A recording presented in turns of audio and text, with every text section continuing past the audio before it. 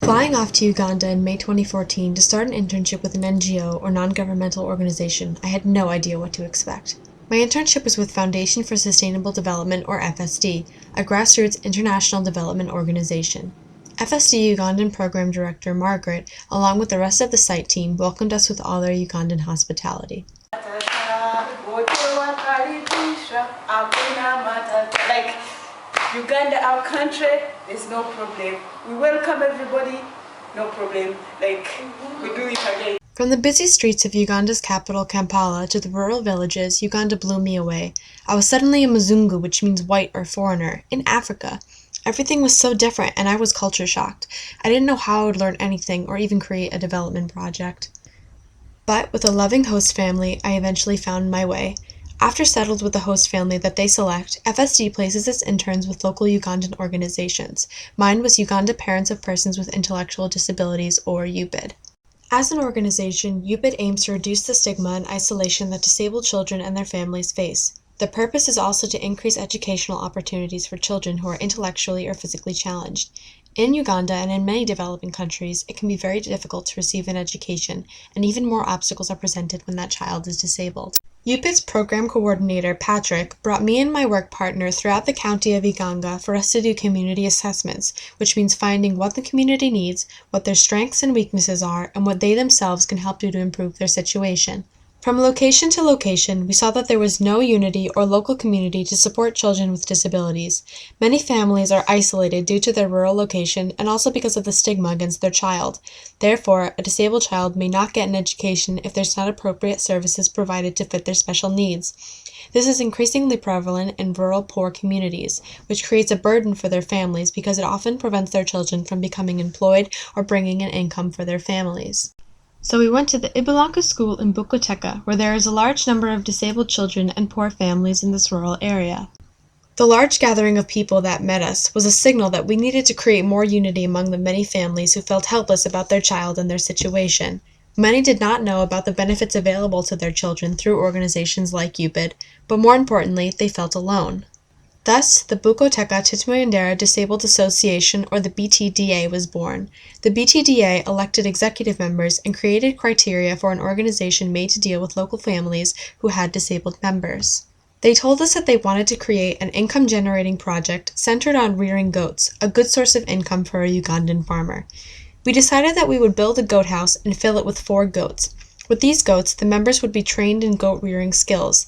Then, when those goats bred, the kids would be distributed to families within the BTDA, and the members would teach their families how to raise goats and use it for profit. We created a work plan and a budget and got building. These goats will provide families with income to pay for their children's school fees, to care for their disabled children, create vocational skills that their children can learn to help their family generate income, and also the goats will provide funds for the BTDA to support families who have disabled members and continue activities.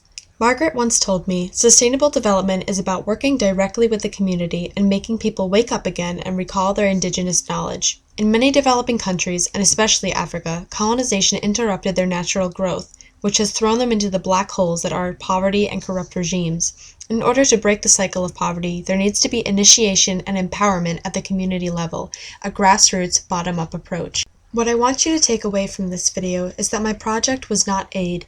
Aid is synonymous to a band-aid trying to cover a crack in concrete. Aid also does not touch individual lives or the people who need it most, who are the impoverished, marginalized, vulnerable, and disenfranchised. By empowering local communities, we act as mediators to their development. We found appropriate solutions to the community's vision of their future and what it wants to build. Because of the community's investment in the project, it has a high chance of success, creating growth. Moreover, spreading knowledge is one of the key aspects of this project, which strengthens local capacity and structures for ongoing participation. By creating the BTDA, we have started this process. I wish I could convey the BTDA's members' excitement about this project when it was finished. They were so thankful and so excited to continue it. I was almost as excited as them when we finished and was relieved that all our hard work had paid off. I learned so much about culture and international development, and I couldn't have asked for a better group to work with.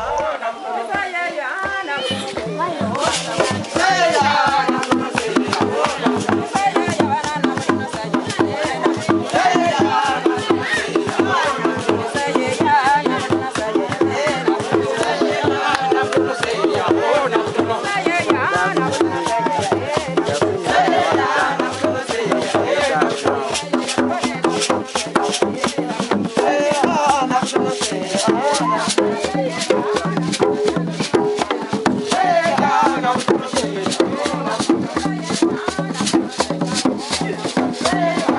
don't mean a small person, eh? So a small person can now dance.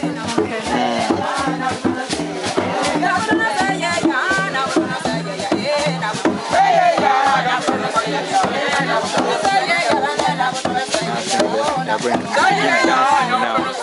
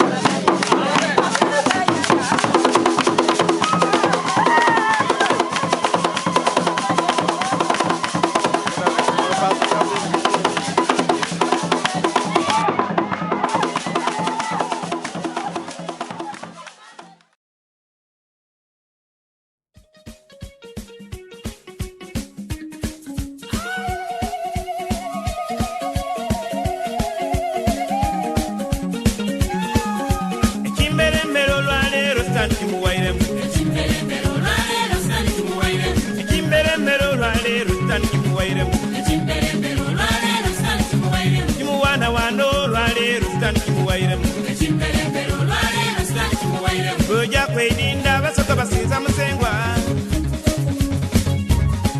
Boja kwepalisa bagwere basinza kibumba Boja kwesorota bateso basinza deke Boja kwembala bakisi basinza were banange Boja kwetoro chapadora basinza were Echimbere olwalero stand kimuwairemu Echimbere olwalero stand kimuwairemu Boja kwebusi abasamya basinza na sayi Boja kwebudunga banole basinza kiume Boja kwekuwa bamadi basinza rubanga Boja kwemasaka baganda basinza katondo omulamu